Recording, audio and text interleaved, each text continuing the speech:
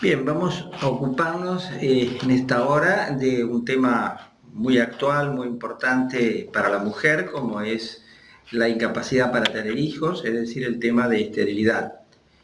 Definimos una pareja, ya que esta es una enfermedad compartida en la pareja, definimos el término de esterilidad cuando con relaciones sexuales normales una pareja no logra un embarazo después de un periodo de un año. Esa es la definición más frecuente. Hay otros que piden un periodo más extenso, etcétera. Y también puede separarse el concepto de esterilidad, que es del que no logra el embarazo, de infertilidad, en donde se embaraza pero no logra tener un chico vivo.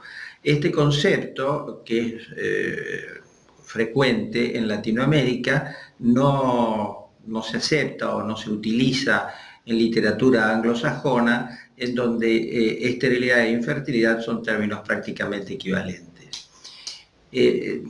Podemos pensar en la magnitud de este problema, cuánto aqueja a la sociedad el problema de esterilidad.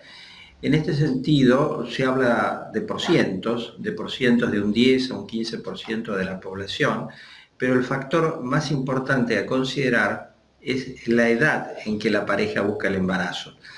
Hay una sensación de aumento de la esterilidad en los últimos tiempos, pero esto, más que a una razón de polución ambiental, de circunstancias externas, se debe a que están cambiando los hábitos de embarazo de la mujer.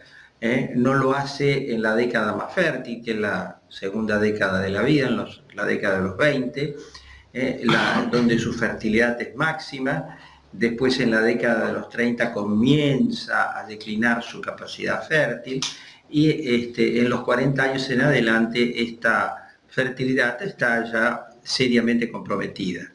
Debido a las características culturales, sociales, de trabajo, de estudio, de inserción en el mundo activo, la mujer está postergando su embarazo, y esto genera con una frecuencia creciente situaciones de esterilidad cuando se va a buscar el embarazo. ¿Cuáles son las causas más relevantes, más importantes, más frecuentes, por lo cual una pareja no logra embarazarse, y hacia dónde debe dirigirse el estudio de dicha pareja?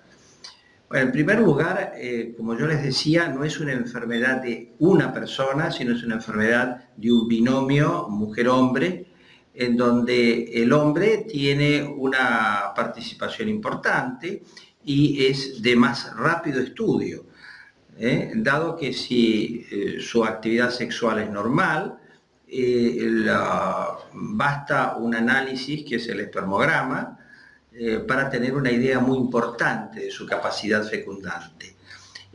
No voy a entrar en las características del espermograma, pero básicamente debemos mirar hacia el número de espermatozoides, su motilidad, su morfología, y actualmente algunos estudios más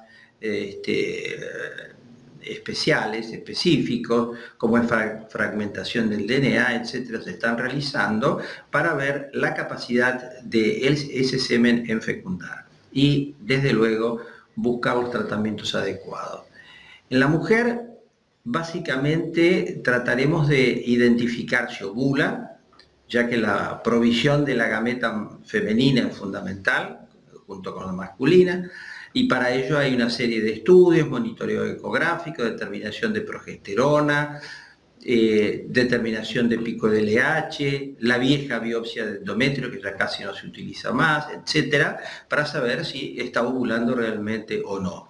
Si las trompas que van a permitir el transporte del óvulo primero y del embrión después están permeables, eso se hace a través de estudios radiográficos, a través de, clásicamente se hacía a través de paso de gas o líquidos, circunstancia que casi se ha abandonado en el momento actual, estudios por videolaparoscopía, de los cuales se va a ocupar el doctor Botti seguidamente, etcétera, etcétera.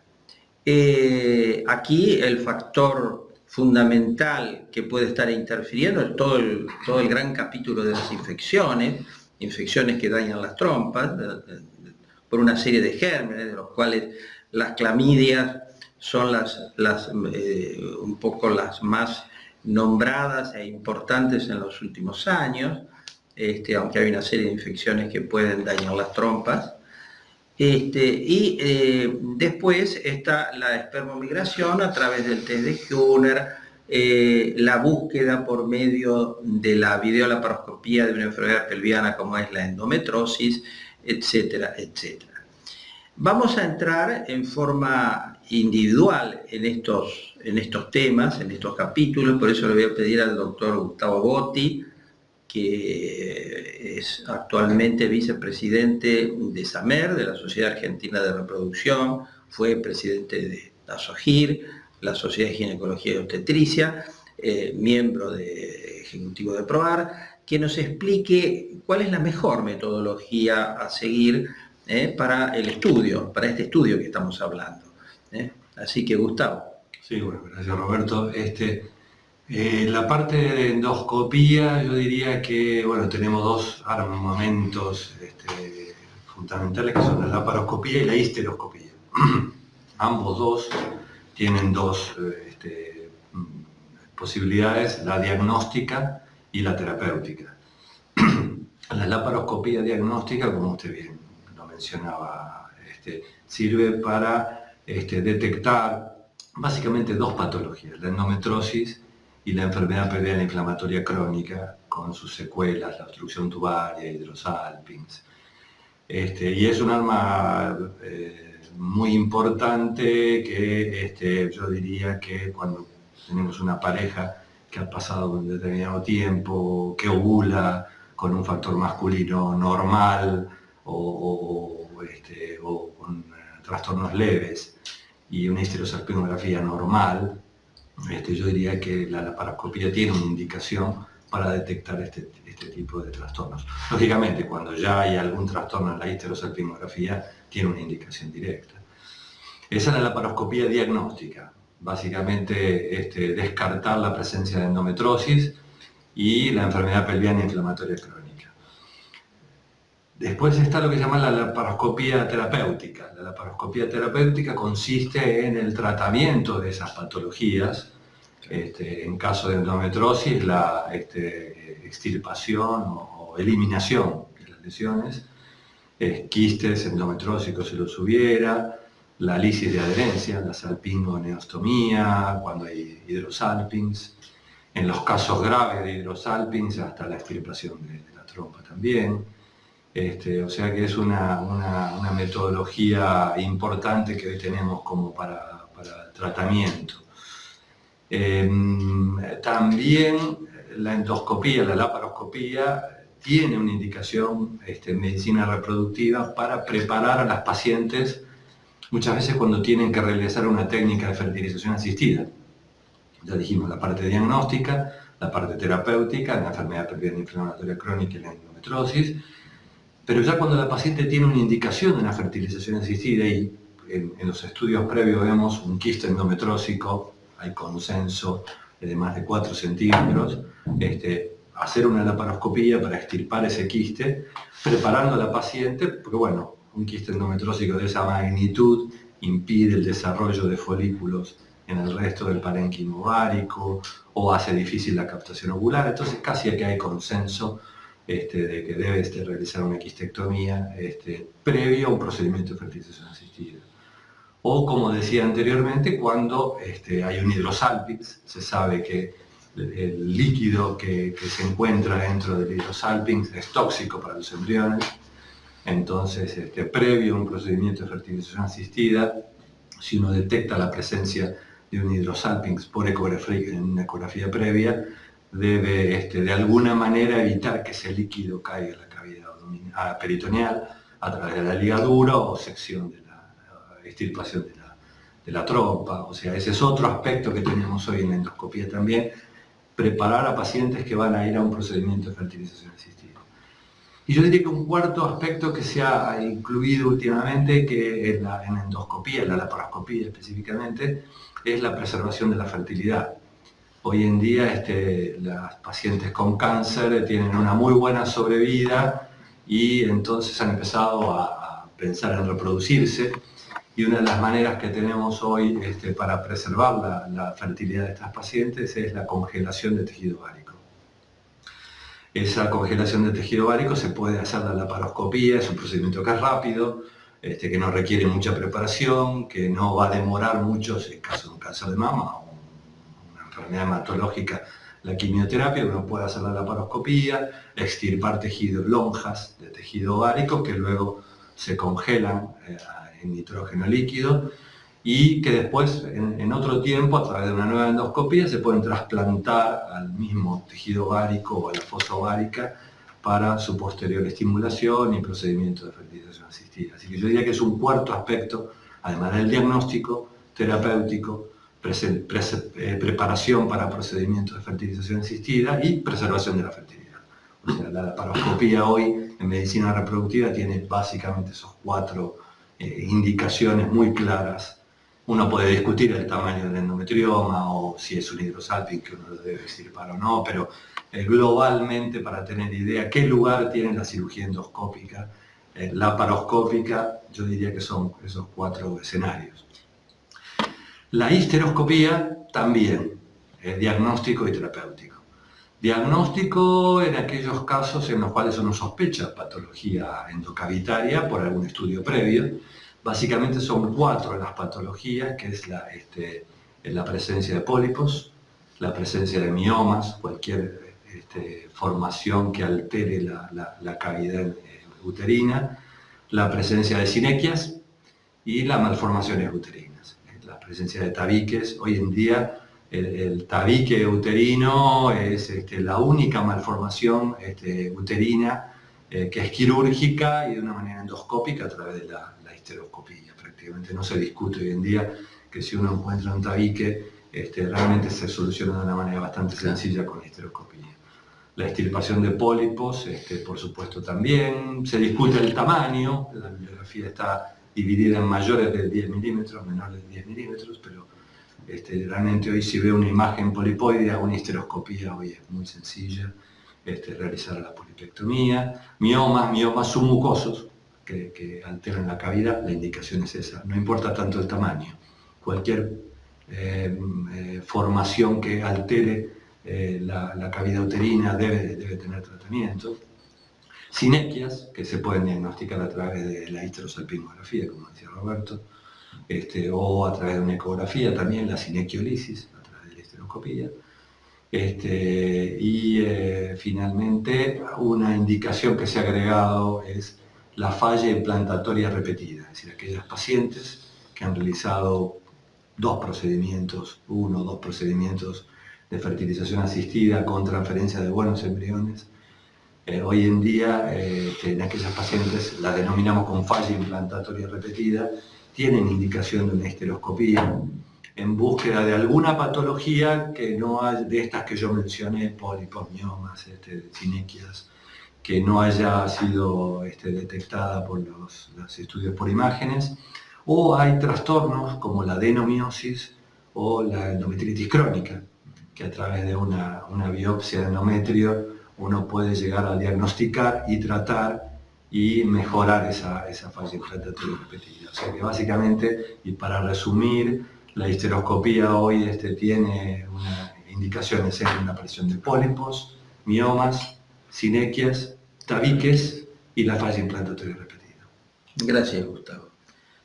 Doctor Héctor Miecki, que es profesor de la Facultad de Medicina del Hospital Italiano, no del hospital, de la universidad que tiene el italiano, es miembro también directivo de PROAR, y quería preguntarle a él respecto a esta definición que habíamos conversado, que habíamos expuesto, de que estéril o infértil sería no solo aquella persona que no logra un embarazo, sino la que no puede tener un hijo vivo, es decir, que está en la otra faz de la reproducción, en aquella mujer que está embarazándose, pero después pierde su criatura y puede crear una situación inclusive emocionalmente peor que la que no se embaraza nunca, ¿no?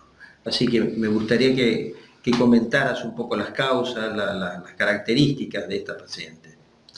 Gracias, Roberto. Bueno, en realidad esta discusión de la infertilidad tiene que ver un poco con una cuestión idiomática. De todas maneras, hoy en nuestro idioma y en las publicaciones americanas se habla de abortadora recurrente, es decir, la paciente o la pareja abortadora recurrente es aquella pareja que consigue el embarazo y se detiene dentro del primer trimestre o cualquiera de los otros trimestres. Hasta hace algún tiempo la definición se consideraba 3 o más abortos. Hoy en realidad esto ha cambiado y se considera que la abortadora recurrente es aquella pareja que tiene 2 o más abortos, es decir, no tendría sentido en una pareja que ha tenido 2 pérdidas consecutivas de embarazo esperar a un tercero. En relación a eso y frente a esta patología, que es realmente para los que hacemos reproducción muy frustrante, porque a pesar de todos los avances y todas las cosas, seguimos sin tener claras respuestas frente a esta situación. De todas maneras, hay conceptos claros para los que hacemos reproducción y además para los que no hacemos reproducción, pero aparte hacen ginecología. El primer concepto claro es que después de 2 abortos repetidos, cuando la paciente consulta, yo tengo que primero decirle que por los siguientes 5 meses no se embarace. Esto está discutido si son 3, si son 5, pero en realidad hoy se considera que por lo menos por 5 meses no se embarace. Por 2 razones. Obviamente, primero, para conseguir un tiempo suficiente y necesario como para estudiarla, y segundo, un poco la recuperación emocional. El método anticonceptivo puede ser cualquiera, no hay esto. Y a partir de ahí, entonces, yo voy a tratar de evaluar las distintas causas que explicarían esto a partir de una serie de estudios. Hay un mensaje, y hoy un mensaje que tratamos de darlo, pero no resulta fácil, que frente a un aborto recurrente, lo ideal y primero de todo podría ser estudiar genéticamente los restos de lo que la paciente perdió. ¿Para qué estudiarlo? Porque de esa manera podemos considerar la normalidad genética o anormalidad genética. En un muy buen estudio hecho por unos japoneses hace algunos años atrás se demuestra, y esto está claramente definido, que aproximadamente entre el 40 y 45% de la causa del aborto recurrente son embriones aneuploides. ¿Qué quiere decir esto? Es un embrión que por alguna razón en el momento de la concepción no tiene una euploidía normal. Esto sería suficiente, esto está de acuerdo con el Royal College de Obstetricia y Ginecología. Esto sería suficiente para decir a esta señora, no la estudio más, no le pido más nada, le doy que espere el tiempo suficiente y le autorizo un nuevo embarazo. No es fácil hacerlo, no lo hacemos todos, no en todos los lugares hay acceso al estudio genético. De todas maneras, y este es un mensaje claro, el 45% de las causas del aborto recurrente es una alteración cromosómica del embrión.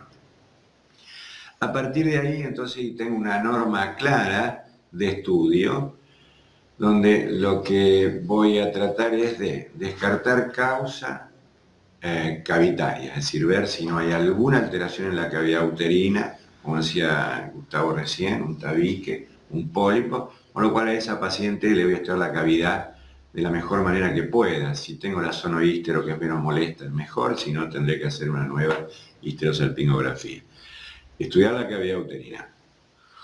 Estudiar factores endocrinos, que se llevan aproximadamente entre el 4 y 5%. Los factores endocrinos, ¿qué significa? Si la paciente no está hipotiroidea, si la paciente no está hiperprolactinémica. Pero llévense este mensajito, 4 al 5%. Descartar algún factor masculino si es necesario hacer un espermograma, más allá que a partir de alteraciones en el espermograma, básicamente alteraciones en la morfología podrían ser causa de un aborto, es muy difícil definirlo. Y me voy dejando para el final las famosas trombofilias. que quiere decir famosas trombofilias. Hoy toda paciente que pasa por alguno de nuestros consultorios o que entra a cualquier página dice por qué no me hacen anticoagulante y por qué no me hacen heparina como la señora de acá al lado. Bien, la trombofilia es una alteración, la trombofilia adquirida obviamente, el síndrome antifosfolipídico, es una alteración de los factores de la coagulación. No solamente la trombofilia, hay una serie de otras cosas que pueden llevar a eso, donde hay modificaciones en los factores de coagulación y hay un aumento de la coagulabilidad intravascular, con lo cual disminuye la circulación placentaria y eso llevaría en el primer trimestre o entre el primero y el segundo, porque probablemente o a lo mejor después de que Diego habla algo de lo que es el tercero, pero en el primer trimestre y el segundo a una alteración vascular con la consiguiente trombosis intravascular y pérdida embrionaria. Bien, como estudio el SAF, le voy a hacer un chequeo específico que son los anticardiolipina IgG-IgM, antifosfolípido IgG-IgM, el anticoagulante lúpico. Se lo tengo que hacer alejado del aborto, porque es bastante común esto también, donde la paciente viene, que hace 15 días perdió, está desesperada y empiezo a pedir los estudios. Se lo tengo que hacer alejado del aborto porque esos marcadores están modificados durante el embarazo. Tengo que hacérselo alejado del embarazo, de la pérdida, y tengo que tener dos alteraciones o dos resultados positivos con intervalos de 12 semanas entre sí para demostrar que tiene un síndrome antifosfolipídico. Este es el mensaje más claro.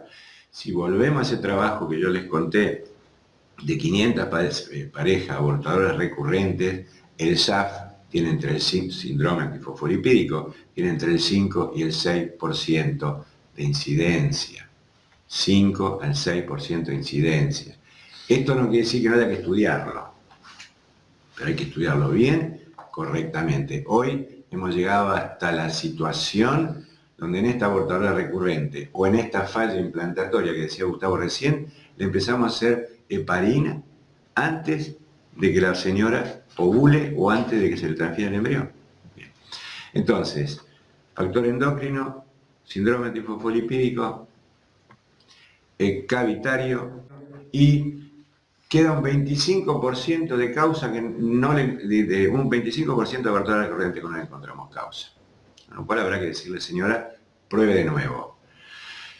Ese 30 segundos que me dijeron, si yo hice todo esto y no encontré nada, existe todo lo que tiene que ver con lo aloinmune, es decir, la incompatibilidad inmunológica hombre-mujer, que es un estudio más complejo y que también tiene su tratamiento, pero creo que eso es para la segunda etapa o sea, si yo no lo hago de entrada, si yo no encontré ninguna cosa en todo esto que les dije que estudio, tal vez le pido o trato de descartar lo aloinmune.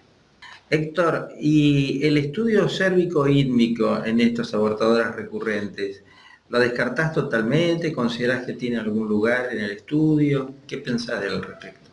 ¿Qué evidencias hay? En principio me lo plantearía en los del segundo trimestre, primera cosa.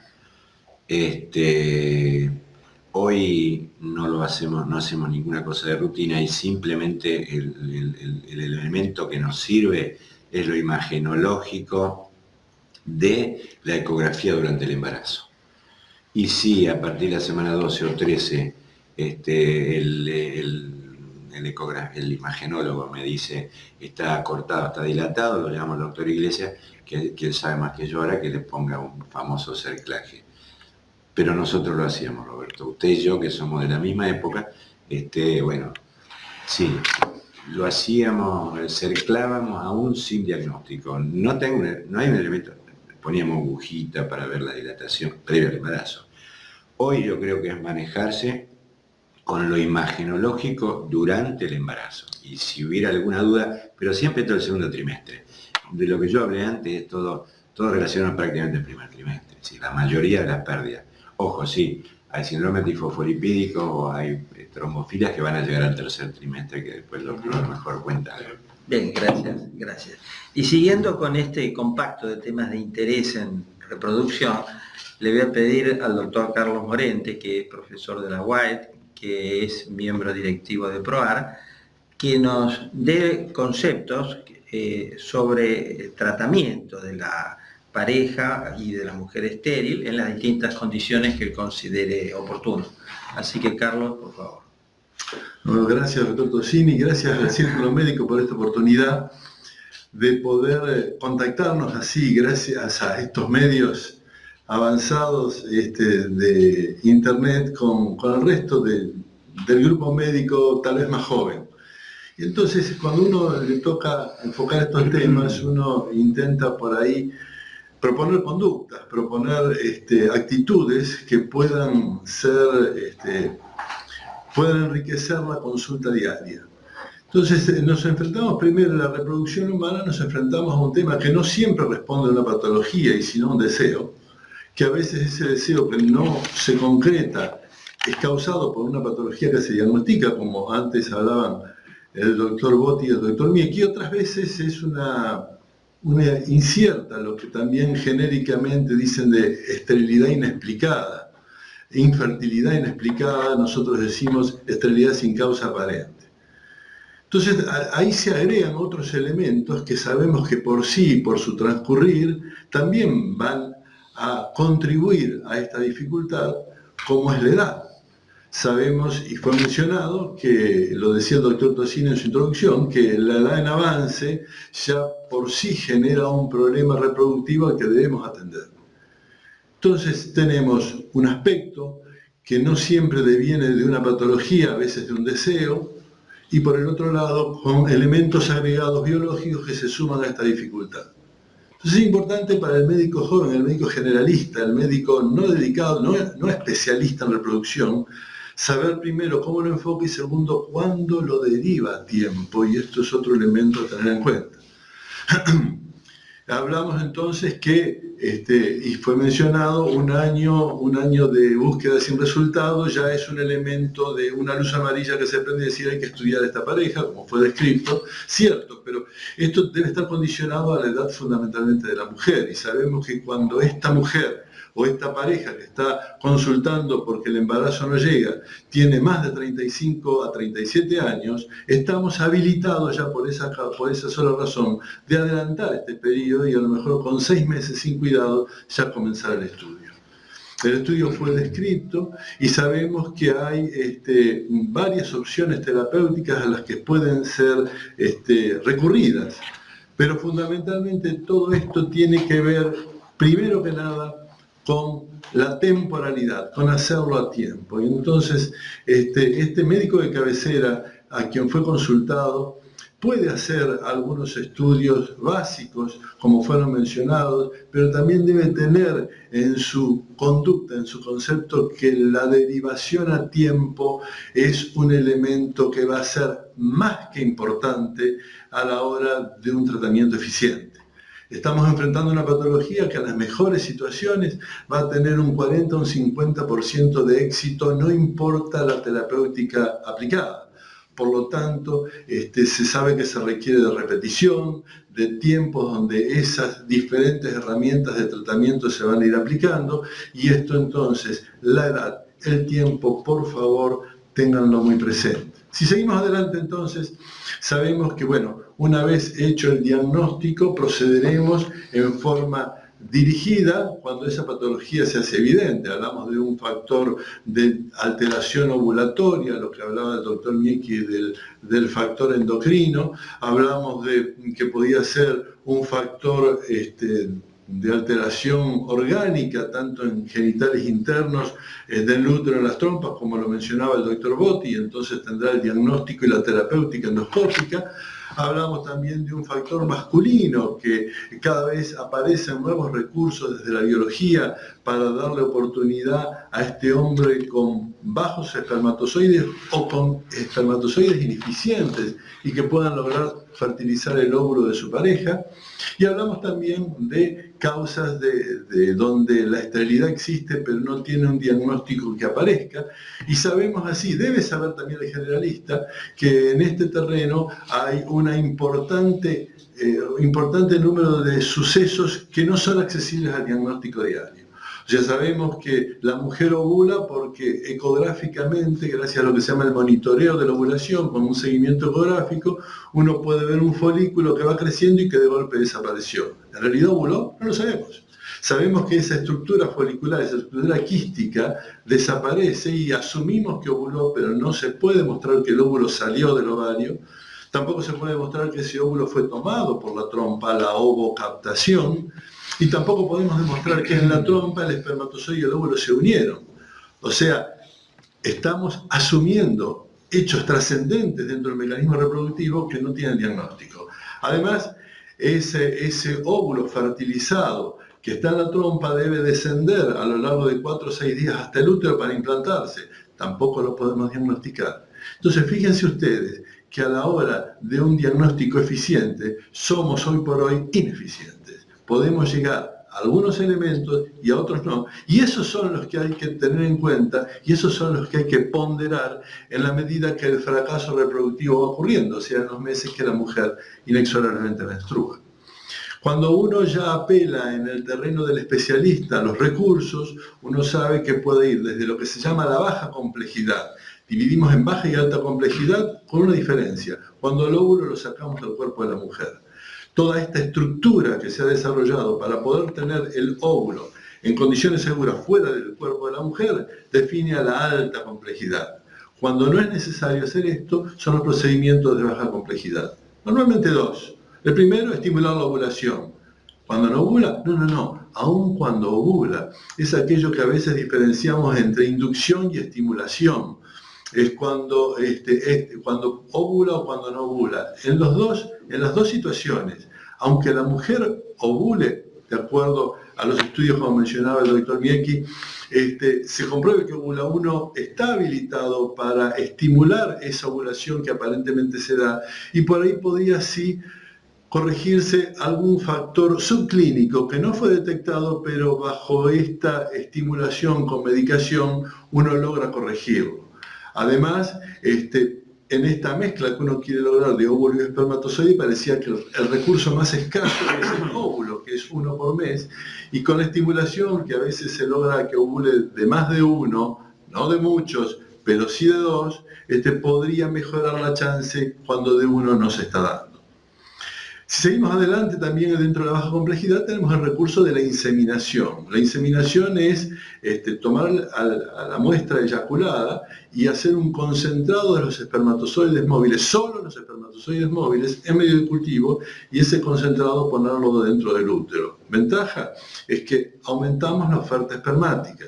Sabemos que en una relación sexual normal el 80-85% de la muestra emitida se pierde porque queda en el camino, y sabemos también que esta muestra va a estar contaminada por células, por detritos, por espermatozoides muertos y por el mismo semen, que a veces en las variaciones de su viscosidad afectan la liberación del espermatozoide móvil. En cambio, con una inseminación uno hace un concentrado y lo pone dentro del útero, con lo cual se asegura que la mayor concentración espermática va a tener en el momento de esta presunta ovulación. Y por último, vamos ya a la alta complejidad, la batería pesada, donde pudiendo sacar el óvulo fuera del cuerpo de la mujer es la primera y única vez que lo podemos ver. Entonces esto que asumíamos, vamos a ver si morfológicamente tiene las condiciones adecuadas, y en ese momento podemos o agregarle espermatozoide con una fertilización in vitro o inyectarle el espermatozoide mediante la técnica del ICSI. Ambos dos son técnicas asistenciales, absolutamente probadas, donde se busca que se logre la fertilización. Luego en un cultivo de días variables vamos a observar el crecimiento de ese óvulo fertilizado hasta un estadio que puede ser de 8 células o de blastocisto, momento al cual vamos a ponerlo en el útero para que se implante. Aún así, evidentemente estas técnicas nos han enseñado mucho, nos han enseñado que por ahí lo que asumíamos, como decíamos antes, porque no veíamos, no siempre se da, pero aún poniendo al embrión dentro del útero, creo que el límite del 50% de embarazo por intento es, en las mejores situaciones, a las cifras que podemos manejar y ofrecer. Pero sin duda el concepto es, primero, tener en cuenta la temporalidad, ser muy respetuosos con la edad de la paciente porque es irreversible y saber tener la sabiduría de la derivación adecuada en el momento adecuado para el médico generalista. Gracias, Carlos. Gracias por tu resumen bien compacto de estos tratamientos. Bueno, y si ya hemos transcurrido por todo el camino del diagnóstico, del manejo. Podría ser un aportecito de esto. Pues. Héctor, ¿qué quieres? Por supuesto, dime. No, que la fertilización, el ICSI, ha sido, pues, hay quienes consideran que el ICSI podría ser un aspecto terapéutico en la abortura recurrente, pero una de las grandes dificultades que tenemos hoy, que a pesar de esto que hablaba Carlos recién, hay muchos de los que no implantan son embriones aneuploides. Entonces, el día que podamos estudiar genéticamente el embrión antes de transferirlo, vamos a aumentar la chance de embarazo y tal vez nos sirva de terapéutica de abortura recurrente.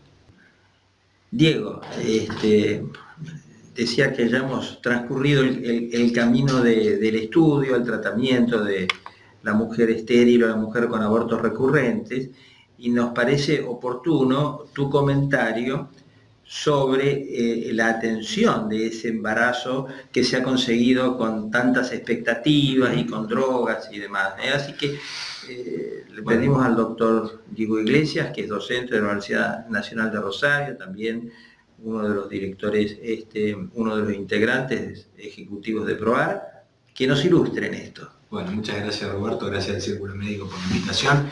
Sí, hoy día los obstetras vemos con muchísima mayor frecuencia o nos toca atender pacientes que han obtenido su embarazo por alguna de las técnicas que comentó el doctor Morente recién. Técnicas de baja complejidad, técnicas de alta complejidad, se han popularizado mucho y sobre todo en los últimos años, luego de la ley de reproducción asistida, bueno, la gente dispone mucho más de este tipo de tratamientos y es de todos los días ver pacientes en nuestros consultorios con sus embarazos producto de estas técnicas. En sí, el control, de acuerdo a consulta clínica, métodos complementarios, laboratorio, una vez obtenido el embarazo intrauterino único, no difiere en gran medida del control de un embarazo espontáneo. Sí, y esto es bueno y es importante decírselo a los pacientes previo al inicio de los tratamientos también, que el embarazo producto de las técnicas tiene mayor riesgo. Es muy difícil de comprobar si estos mayores riesgos tienen que ver con la técnica en sí. De hecho, en lo personal y lo que dice la literatura es que el riesgo de estos embarazos no tienen que ver con las técnicas de asistencia reproductiva, sino con otros factores. ¿Cuáles son estos factores? Fundamentalmente la edad de los pacientes, ¿sí?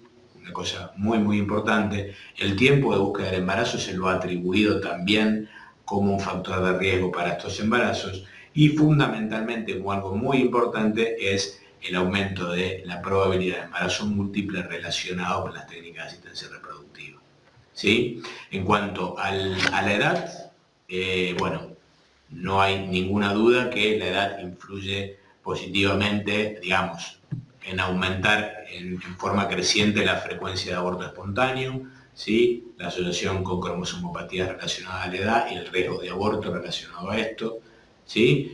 El tiempo de búsqueda, o sea, el tiempo de la esterilidad también se ha estudiado y se ha determinado como un factor de riesgo obstétrico.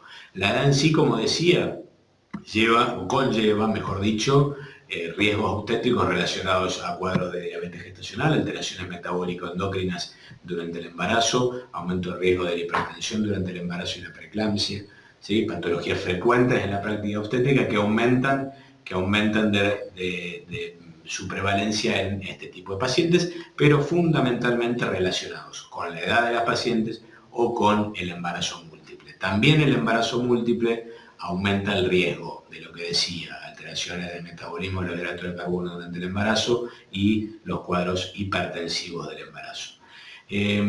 Si se me pregunta cuál es el factor que influye en los resultados o que mayor riesgo implica en el resultado de un embarazo relacionado a la reproducción asistida, sin lugar a dudas el embarazo múltiple es el más importante.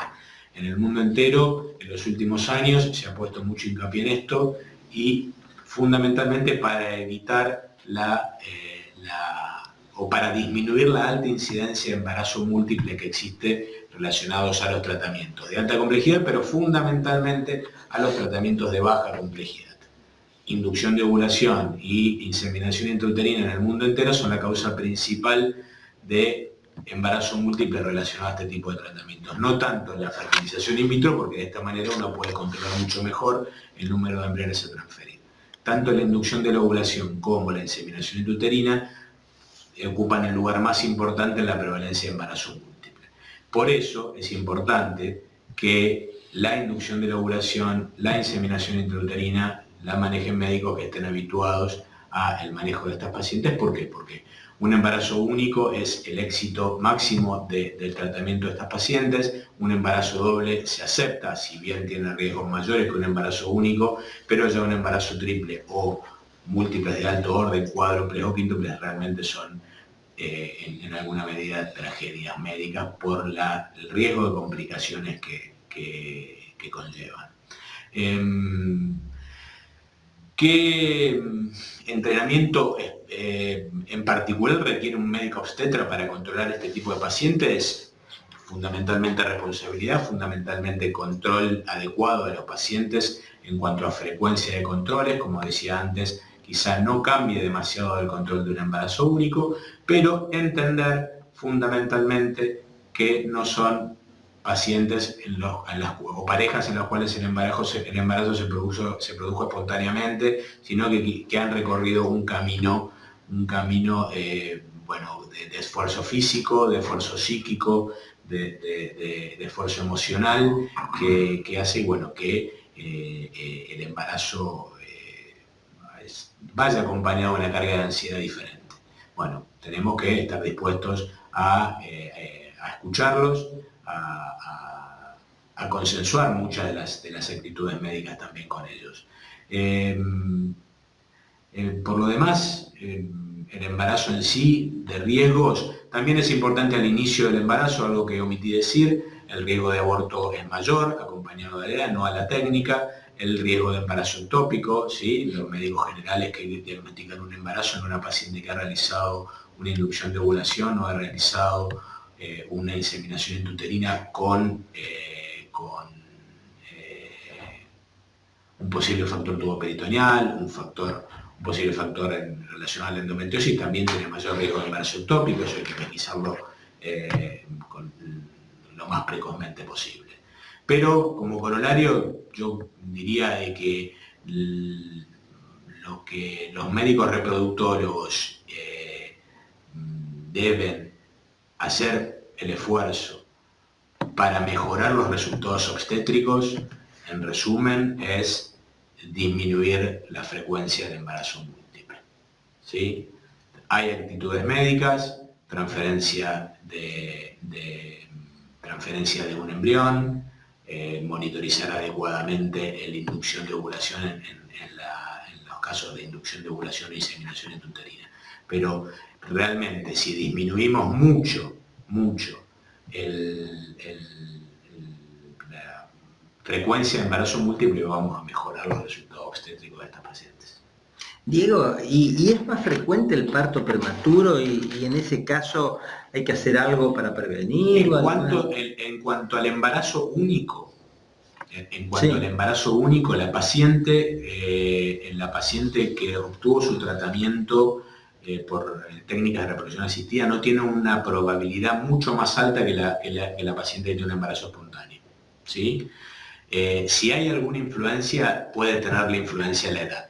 ¿Sí? Se ha determinado la edad también como un factor de riesgo para el parto prematuro, como la obesidad. Muchas veces también la obesidad y la edad van de la mano, en muchos casos. Entonces, ambos factores pueden influir en el parto prematuro, pero no tanto atribuir a la técnica. ¿Sí? En cuanto al embarazo múltiple, por supuesto, claro, sí tiene un triple de riesgo de parto prematuro que el embarazo único y y si es consecuencia de la técnica, sí. Y en cuanto a lo que hablaba antes, bueno, de la pesquisa del riesgo de parto prematuro, sí, lo hacemos frecuentemente, se hace con la medición de la longitud cervical, ¿sí? Y si la longitud cervical muestra un acortamiento, eso se puede prevenir con el uso de progesterona, durante el embarazo, en caso de cuellos acortados, o con el cerclaje en algunos casos puntuales. Gracias, Diego. Bueno, creo que esto cierra lo que queríamos presentar como temas de interés en reproducción y en la parte específica de esterilidad. Gracias.